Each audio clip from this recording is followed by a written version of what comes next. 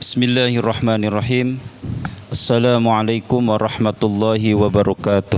Waalaikumsalam warahmatullahi wabarakatuh. Alhamdulillah wassalatu wassalamu ala Rasulillah wa ala alihi wa ashabihi wa man tabi'ahum ila yaumil qiyamah amma ba'du. Jemaah salat Jumat yang semoga dirahmati Allah Subhanahu wa taala, sebelum saya menyampaikan tugas kultum, mari kita sama-sama mendoakan salah satu jamaah kita, sahabat kita, Bapak Ahmad Nurdiansah. Tadi sekitar jam 2:30 saya mendapatkan kabar beliau sedang di ICU di Rumah Sakit Permata.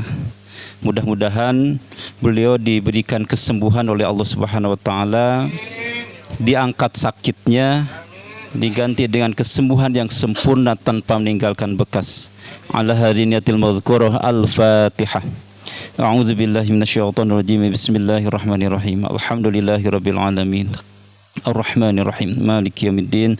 Iyyaka na'budu wa iyyaka nasta'in. Ihdinas siratal mustaqim. Siratal ladzina an'amta 'alaihim ghairil maghdubi 'alaihim waladdallin. Amin.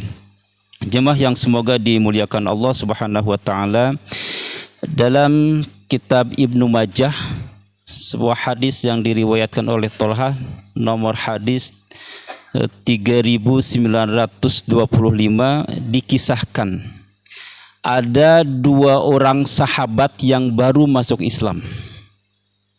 Salah satu dari dua orang sahabat tersebut, salah satunya sangat giat untuk mengikuti jihad fisabilillah.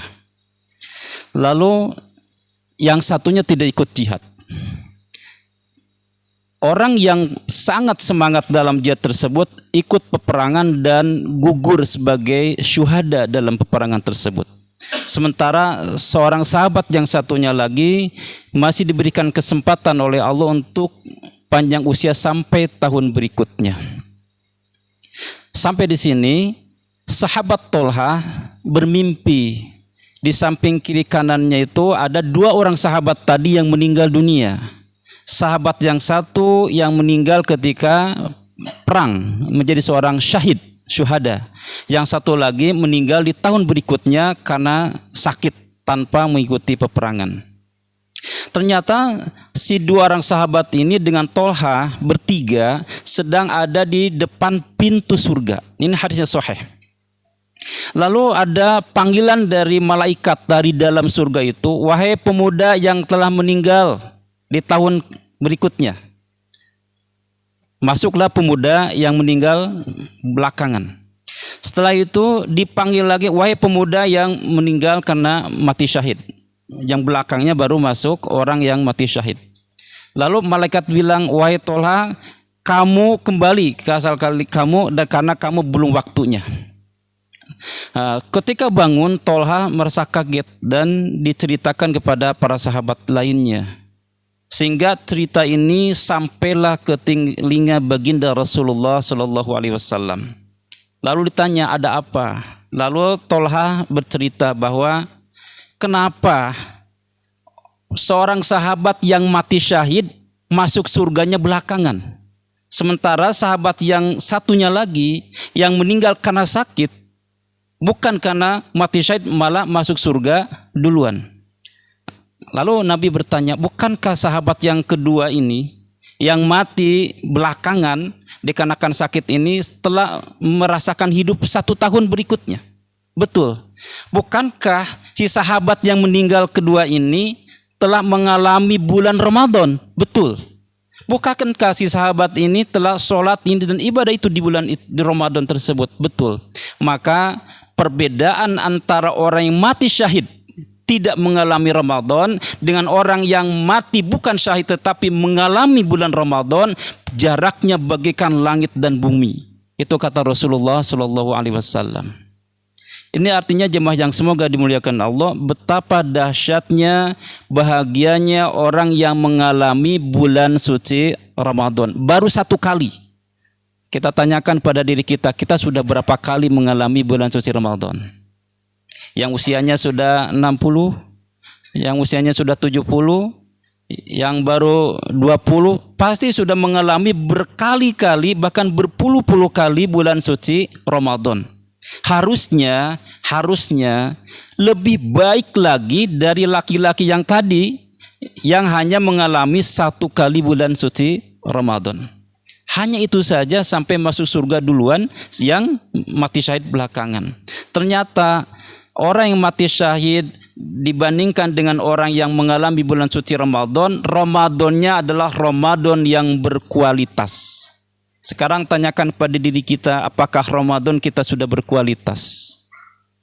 Ramadan yang berkualitas itu adalah Ramadan yang di dalamnya diiringi dengan ibadah-ibadah.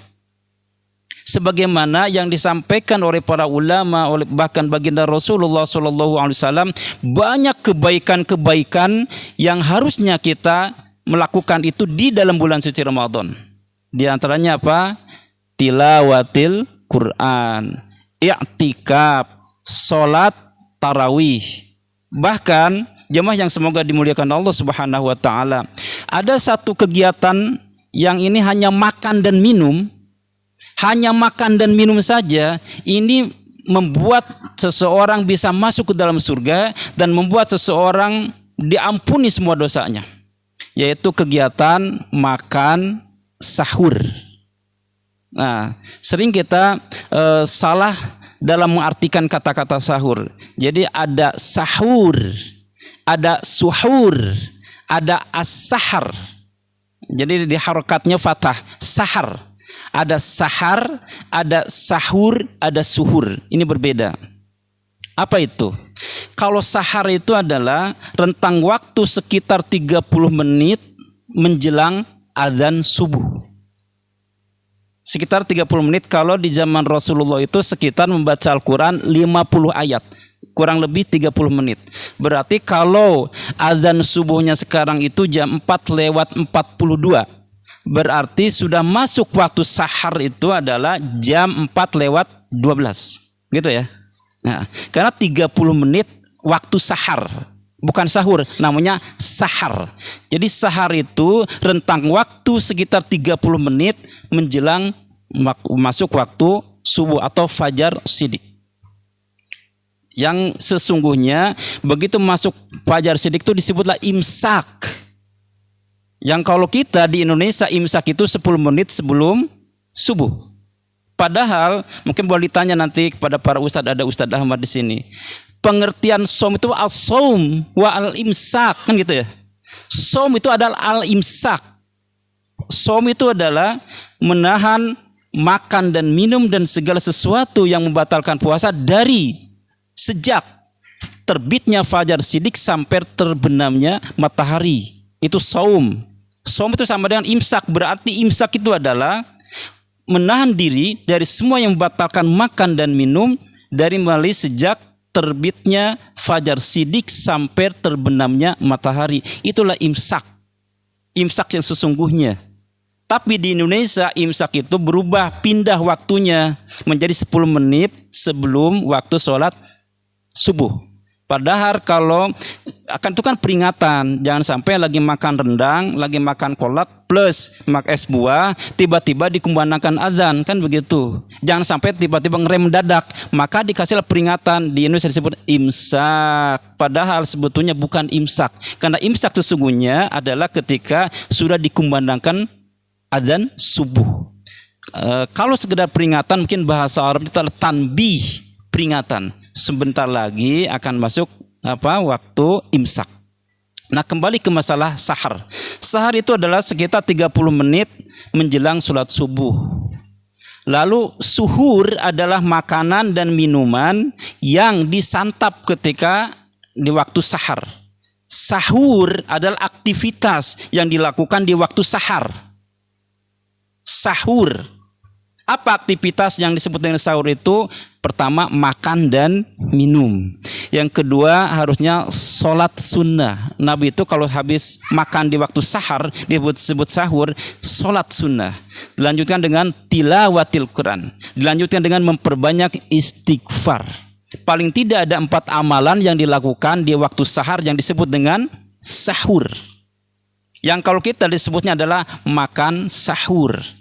Berarti kalau Bapak dan Ibu makannya itu 3:30, sudah masuknya waktu sahur atau belum? Terus namanya makan apa? Makan malam. Nah, yang mendapatkan keutamaan itu adalah disebut dengan makan di waktu sahur, disebut dengan sahur tadi. Yang mana Rasulullah SAW telah menyampaikan pembeda antara puasanya orang Islam dengan ahli kitab adalah makan di waktu sahur. Lalu kata Nabi, makan di waktu sahurlah karena di sana ada keberkahan. Ketika kita makan di waktu sahur disebut dengan sahur, di situ ada keberkahan. Apa artinya keberkahan? Ziyadatul khair atau khairun katsir, ada kebaikan-kebaikan yang banyak. Artinya ketika kita makan dan minum di waktu sahur sekitar jam 4:12 tadi, maka Allah akan berikan berbagai macam keberkahan kepada kita. Di situ ada kebaikan-kebaikan. Ketika kita makan dan minum, maka masuk ke dalam tubuh kita menjadi nutrisi, masuklah ke dalam mata, maka mata ini hanya digunakan nanti untuk kebaikan-kebaikan karena matanya terbuat dari keberkahan. Ketika menjadi tangan, maka tangannya menjadi keberkahan, yang ada hanya kebaikan-kebaikan dan kebaikan. HP saya sudah mati, berarti sudah 10 menit nih. Jatahnya 7 menit ya. Saya minta 2 menit lagi aja. Oke. Ketika kita makan di waktu sahur yang disebut dengan sahur, maka akan masuk ke dalam tubuh kita akan menjadi semangat untuk ibadah kepada Allah Subhanahu wa taala. Itu kalau dilakukan di situ. Dan dalam hadis berikutnya bahwa orang yang makan dan minum di waktu sahur, maka Allah dan para malaikat bersolawat kepada mereka. Bayangkan, hanya makan dan minum, makan kolak, makan rendang, Allah dan para malaikat bersolawat. Ini hadisnya sahih. Apa artinya bersolawat? Ketika Allah bersolawat kepada orang yang makan dan minum di waktu sahur, artinya adalah Allah memberikan rahmat yang banyak pada orang tersebut. Artinya Allah mengampuni semua dosanya. Kalau Allah sudah memberikan rahmat itu kan sayang. Kalau Allah sudah sayang, kita banyak dosa selesai. Karena Allah sudah sayang kepada kita. Kalau Allah sudah sayang kepada kita, jangankan kita minta, tanpa minta pun Allah akan berikan.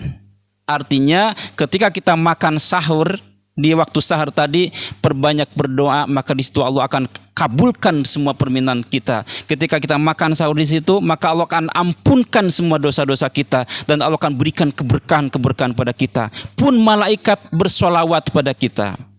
Nah, permasalahannya, keinginan kita, puasa kita berkualitas, membaca Al-Quran dengan mudah, sedekah dengan mudah, terus zikir dengan mudah, aktivitas ibadah lainnya itu dilakukan dengan mudah. Pertanyaannya, kenapa kita selama ini membaca Al-Quran, kenapa merasa capek, malas kan seperti itu? Ada sebuah hadis yang masih tentang Ramadan. Singkatnya seperti ini: barang siapa yang terharang dari kebaikan di malam itu di malam Lailatul Qadar yang di bulan Ramadan, maka terhalang semua kebaikan lainnya. Artinya begini, ketika di bulan Ramadan saja malas membaca Al-Quran, apalagi di luar Ramadan. Ketika di bulan Ramadan malas untuk bersedekah, apalagi di luar bulan suci Ramadan. Dan dilanjutkan dalam hadis itu, saya dengan bahasa parungnya saja, tidaklah seseorang terhalang melakukan kebaikan kecuali karena menyia-nyiakannya. Tidaklah seseorang, dipanjangkan lagi, tidaklah seseorang terhalang melakukan kebaikan karena pertama ada dosa yang dilakukan. Antara keburukan dengan kebaikan tidak bisa bersatu. Karena mata ini terlampau banyak melihat keburukan-keburukan karena dosa-dosa, maka efeknya adalah kedua mata kita merasa tidak nyaman ketika melihat Al-Quran. Karena mata kita terlampau banyak melihat keburukan.